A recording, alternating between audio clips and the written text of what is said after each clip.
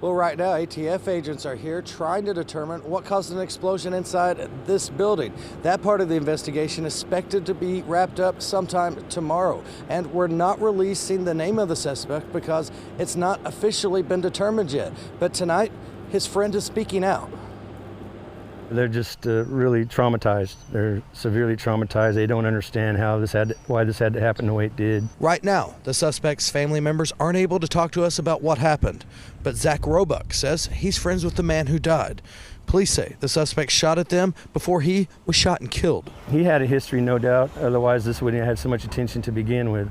But he was not a bad man. According to court records, in 2007, the suspect pleaded guilty in Arkansas to possessing and making methamphetamine.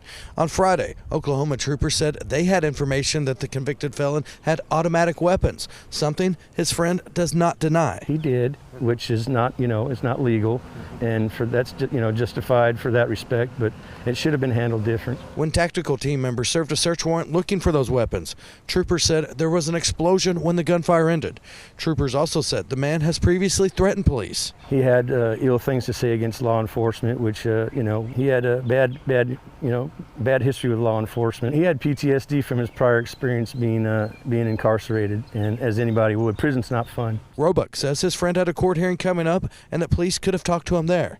Troopers said their actions did not cause the fire and that the building may have been rigged with explosives.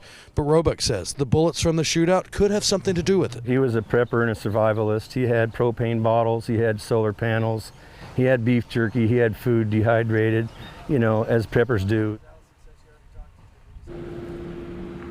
And coming up tonight at 6, we'll hear from the woman who owns the two businesses next to the buildings that were destroyed. You can see her there talking to the trooper, trying to save what she can. Now, the buildings where her businesses are, the firefighters were able to save those buildings from the fire, but both businesses sustained heavy damage from all the smoke and water. Live in Tallahena, Brett Rains, 4029 News.